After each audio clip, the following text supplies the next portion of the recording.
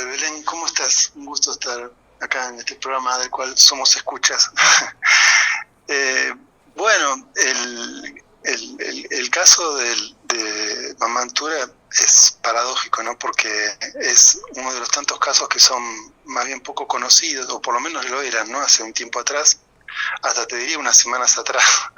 Y el efecto, la raigambre popular y cultural que tiene en realidad el personaje, porque si bien era bastante desconocido, hay cuestiones que tienen mucho raigambre. Por ejemplo, en particular, que es por donde yo llegué al caso, que es el trabajo del santuario de San Cayetano de Liniers, que bueno, como todos saben, tiene que ver con el patrón del trabajo, pero bueno, con toda la obra social que existe, ¿no?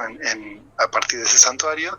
Yo trabajaba como profesor de colegio secundario en el colegio de San Cayetano, y bueno, en ese contexto es muy difícil no comprometerse con lo que se hace y con lo que ves todos los días, ¿no? Que es el laburo social. Y todo lo que tiene que ver con el culto de San Cayetano tiene que ver con Mamantula. En realidad es ella la que introduce, ¿no? Ese culto en el país. San Cayetano es napolitano, pero en Nápoles más bien es poco conocido, ¿no? Como santo, y en cambio sí acá en Argentina. Bueno, y tiene que ver con eso, con esa vinculación que tiene el trabajo que hizo Mamantula con los sectores, digamos, más pobres de la población, y fundamentalmente, bueno, con el trabajo que ella hacía con la mujer, porque la situación de la mujer sin vínculos, ¿no?, con las familias, en una sociedad tremendamente patriarcal como era la sociedad colonial, marcó definitivamente lo que fue su legado, que es lo que nos llega hasta ahora. Walter, ¿cómo se reconstruyó la historia de Mamantula? ¿Cómo hizo el equipo del que formaste parte para... ¿Y qué partes, qué se destacó de esa... Bueno, lo que se destacó estás nombrando, digo, pero ¿cómo fue el trabajo de reconstrucción? Uh-huh. Sí, explica un poco cómo es el caso, ¿no? Es decir, María Antonia de Paz y Figueroa, como era su nombre, su apellido familiar, es una persona de clases acomodadas, ¿no?, patricias, ¿no?, de Santiago del Estero y del norte argentino, y que ella, digamos, deja lo que era esa vida, digamos, de una chica que pertenecía a esa clase, con un matrimonio que estaba acordado, etcétera, etcétera, y bueno, dedica su vida, digamos, a ser, digamos, María Antonia de San José, ¿no?, o Mamantura, como se la conocían también en lengua originaria. Y bueno, y ese es un personaje histórico del siglo XVIII, ¿no? Ella nace en 1730, fallece en 1799, y cuando se inicia una causa, ¿no?, de beatificación, primero, esta fue en 1903. Esa causa tiene un parate, digamos, por distintos motivos, distintas razones, y recién en 1900, a fines de los 80 y en la década de 1990, se decide reactivar la causa. Entonces se hace una nueva positio, ¿no?, que es el documento que se eleva al Vaticano. Y parte de esa positio es el informe de los peritos históricos, que lo que tienen que hacer es certificar que ese personaje existió históricamente, ¿sí?, con documentación, con registro. Bueno, digamos, no se cuenta con partidas de nacimiento de esa época, entonces no hay registros, por lo tanto se necesita otra información, documentación de época, que vaya comprobando que ese personaje existió y que fama contó, no solamente en vida, sino a lo largo del tiempo. Entonces, bueno, la Comisión de Historia lo que hace es certificar eso, también objetos, digamos, que pertenecieron a la persona, etcétera, etcétera. Bueno, ese es el informe de los peritos históricos. Y bueno, eso conforma esa causa, esa posita, que fue en 1999, o sea, hace 25 años, al Vaticano. Lo paradójico que en ese momento, o sea, fue Bergoglio que le pide a Graciela Ojeda de Río, que era la directora del Colegio San Cayetano en ese momento, que conforme la comisión. Y ahí, bueno, convoca a Alicia Fraschina, que es una investigadora que ha publicado libros sobre Mamantula, y bueno, yo en ese momento estaba trabajando como dije antes, ¿no?, como profesor de historia en el colegio secundario. Entonces, bueno, eso después, bueno, se acompaña también con lo que son la presentación de los milagros, que es lo que técnicamente, o sea, eso lo reconoce el Vaticano, va por otro canal, ¿no?, que tiene que ver con que se da un milagro para la beatificación y después otro para la canonización. La canonización es eso, que se inscribe en el canon, ¿no?, de las personas santas de la Iglesia, y por eso tiene ese nombre. Y eso fue lo que ocurrió el domingo pasado. Un poco eso sería el trámite. Estuviste, bueno, ahí en esa ceremonia, saludaste al Papa Francisco, estuvo presente el presidente Javier Milei, y contanos, bueno, cómo fue el encuentro, ¿lo cruzaste?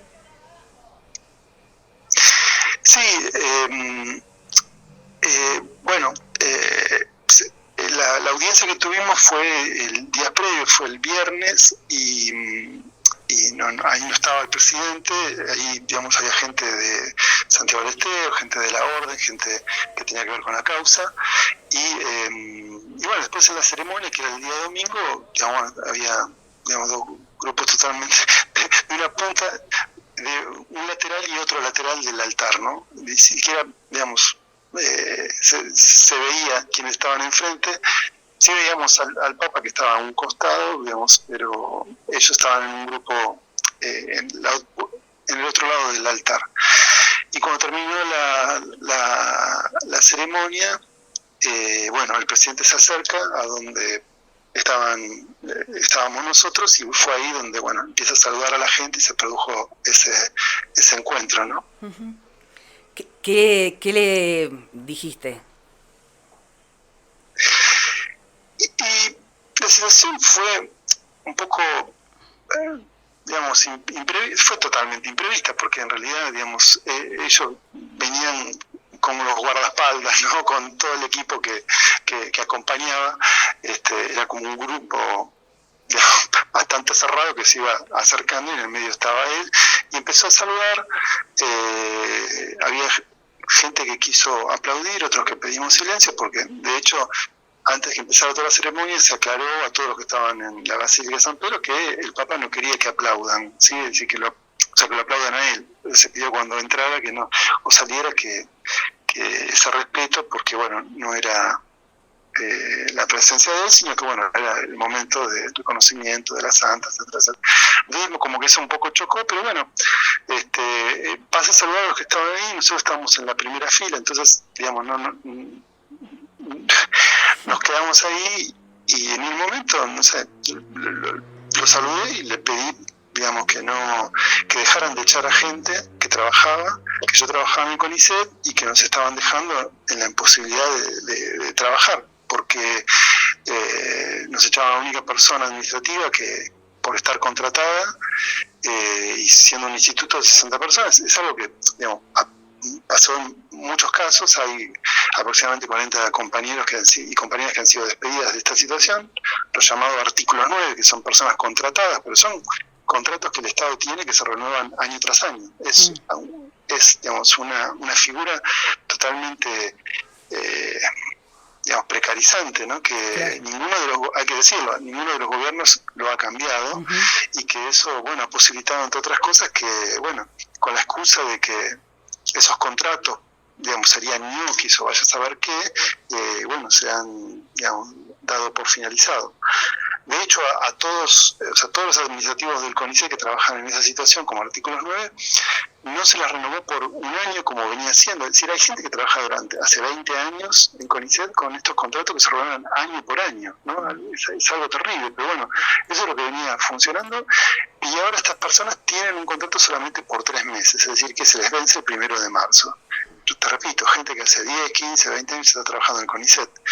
En nuestro caso, bueno, digamos, una compañía fue despedida, digamos, por esta situación, y bueno, yo quise hacerle llegar eso, que es lo que estoy tratando de hacer llegar al presidente del CONICET, al directorio, y que a través de las vías institucionales y administrativas que corresponden, y que al día de hoy no hemos tenido ninguna respuesta. Entonces, bueno, le transmití eso, se quedó, digamos, se sorprendió, y me dijo, estamos trabajando con el doctor Salamone, y siguió. Digamos, eso fue todo, ¿no?